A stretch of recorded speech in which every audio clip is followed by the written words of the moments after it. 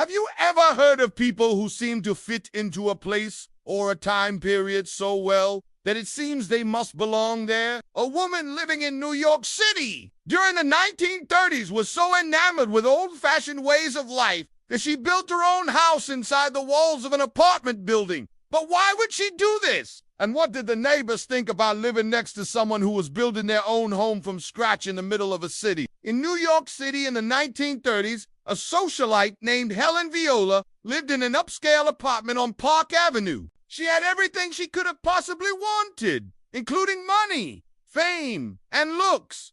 So why wasn't she happy? Born in 1898, Helen Viola grew up in a wealthy family. Her father was a famous publisher, and he made sure his daughter never wanted for anything. She had expensive tastes and loved nothing more than the finer things in life, like expensive clothing, fancy parties, and luxurious vacations in Europe. But Helen had a secret. While she enjoyed the luxuries her money could buy, she was fascinated by the simpler times before electricity and modern conveniences. She spent most of her free time collecting antiques and restoring old furniture. She also had an obsession with the past and would often dress up in Victorian clothing and spend hours looking at old photographs. Helen was also interested in spiritualism and would attend seances regularly. At one such event, she met a medium who told her that her soul was hundreds of years old and that she had lived many lives before. This only added to her fascination with the past, and she began to feel that she didn't belong in the modern world. As Helen got older, her fascination with the past only grew. She became increasingly convinced that she was a Victorian woman trapped in a modern body and began to plan her escape. She started small, decorating her apartment in the style of the Victorian era. She then began to spend more and more time in her apartment, shunning parties and social events in favor of her collection. As the years went on, Helen became increasingly reclusive and her apartment became a shrine to her obsession. Then, in the late 1920s, something happened that changed everything. Helen was browsing an antique store when she came across a book called The Philosophy of Spiritualism. The book was written by a man named Andrew Jackson Davis, who was a popular spiritualist lecturer in the mid-19th century. Helen was captivated by the book and began to read it cover to cover. She soon realized that Davis's ideas were very similar to her own, and that he was essentially saying the same things that the medium had told her at the seance. Helen became convinced that she was meant to be a spiritualist and that she could communicate with the dead. She began holding seances in her apartment and inviting friends to participate. But not everyone was as skeptical as Helen.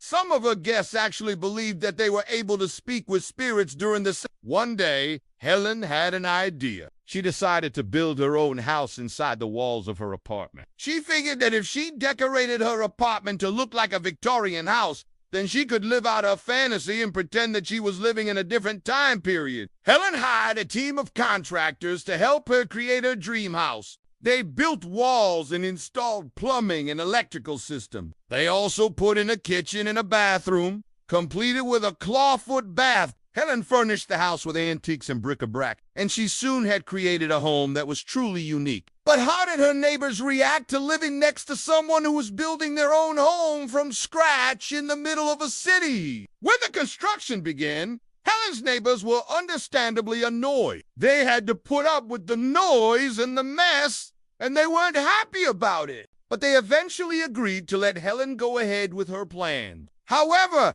they soon realized that they had made a big mistake. As Helen's house began to take shape, the walls and floors started to sag. The plumbing system leaked and flooded the apartment below Helen. The neighbors complained to the building manager, but he didn't do anything about it. He knew that Helen was a wealthy woman and he didn't want to upset her. The neighbors were furious. They couldn't believe that they were being forced to live in a building that was slowly falling apart. They considered moving out, but they couldn't afford to rent an apartment anywhere else in the city. Helen continued to ignore her neighbors' complaints. She was so focused on creating her dream house that she didn't care what anyone else thought of her. As the years went on, the condition of the building continued to deteriorate. The windows and doors wouldn't close properly, and the walls were covered in cracks. The neighbors were fed up and they decided to take action. They hired their own lawyer and sued Helen for damages. Helen was finally forced to make some changes. She had to repair the damage she had caused to the building, and she also had to pay her neighbors for their suffering. But even this didn't stop Helen from pursuing her dream. She continued to decorate her house, and she even opened it up to the public for tours. People from all over the city came to see the bizarre spectacle of a woman living in the past. Helen was happy to oblige, and she would dress up in Victorian clothing and give tours of her home. People paid admission for the tour by bringing an antique to trade with Helen, and she eventually amassed a huge collection of items from the past. But not everyone was so fascinated by Helen's house. Some people thought it was a strange and creepy place, and they refused to go near it. Helen didn't mind. She was happy to have her own little world where she could escape from the modern world. But eventually, the city decided to step in and put an end to Helen's little world. In the early 1970s, the city condemned the building and ordered Helen to vacate the premises. She refused, but she was eventually evicted and forced to move out. When the city came to clear out Helen's apartment, they found that she had left behind a huge amount of stuff. There were antiques, bric-a-brac furniture, paintings, books, and documents. It was like stepping back in time 100 years. The city sold most of Helen's stuff in an auction, but some of it is still around today. You can find pieces of Helen's collection in antique stores and private collections all over the country. Some people believe that Helen's house is haunted and that her spirit still lives in the walls of the building. Others say that Helen's story is just a cautionary tale of what happens when you let your obsession get the better of you. What do you think? Was Helen right to pursue her dream no matter the cost? Or do you think she was selfish and inconsiderate of her neighbors? Let me know your thoughts in the comments below. And don't forget to subscribe for more historical tales. Thanks for watching. See you next time. Now let's get back to the video. After Helen was evicted from her apartment, the building was torn down and a new luxury high-rise was built in its place. No one knows exactly what happened to Helen, but some people believe that she died soon after she was evicted. Others say that she moved to a different city and started over. There are conflicting reports about how much damage Helen's house did to the building. Some people say that it caused extensive damage, while others say that it wasn't that bad. However, there is no denying that Helen's house was a major inconvenience to her neighbors. They had to deal with the noise and the mess while the construction was going on, and they also had to put up with the damage that was done to the building. It's unclear why Helen was so obsessed with the Victorian era. Perhaps she felt more comfortable in that time period than she did in her own. Or maybe she was just fascinated by the history of the time. Whatever her reason, she was clearly committed to her dream, even if it meant sacrificing her relationships with her neighbor. If you're ever in New York City,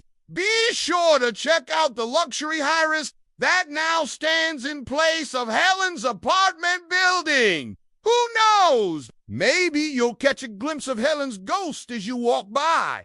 Now it's time to hear from you.